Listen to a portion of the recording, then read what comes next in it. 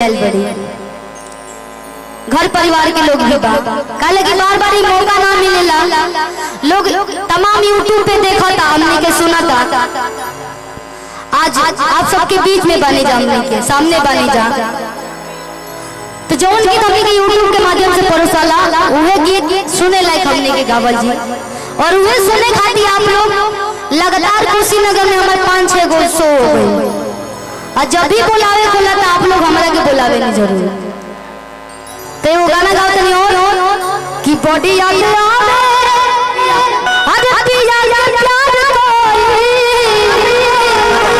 कि रति अंदर रतिया।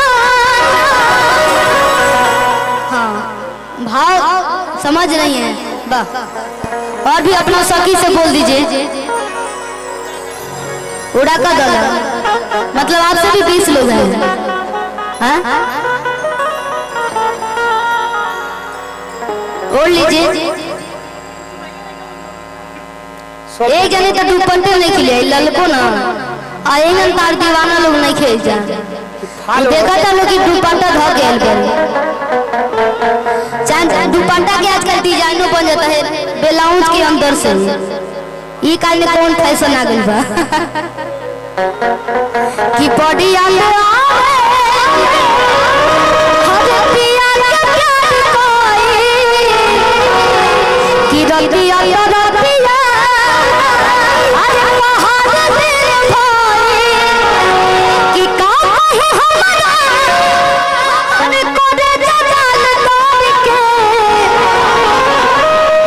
थोड़ा सा बैठ जाइएगा मुस्कान जी, और आप हंसते रहिए, लोगों को हंसाते रहिए।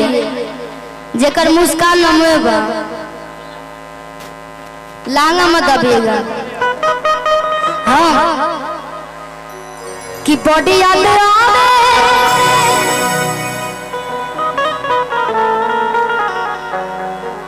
कि रति याद रतिया अरे बाहर दिल भाई कि का है हमारा कोडे जगल तोड़ के। अच्छा एमन से केहू के शादी भइल बा कि ना? हां नहीं के भाई सब जन कुंवारे बड़ लो, कुंवार बालो सब लोग। हैं ये कहा था कि बॉयफ्रेंड घरे बारे हैं तबे कहा था घूंघट काले में काहे परेशानी होता। अब केहू दातन नहीं के कि बॉडी याद आवे अरे पिया याद कोई कि रति अंदर रतिया अरे बाहर दिल भाई। एक आदमी ओनियो मोड़ जा। और अंकल जी इतना प्रेम से देखते हैं ना। हां वो ये लोग देखे बड़ा वहां के अरे जे भैया पहले लोग तनी भोजपुरी अश्लीलता के कारण ना सुनत रहल। हां लेकिन अब वो लोग भी मोबाइल बजा देता सुनता सारा गाना कि का है हमारा अरे कोडे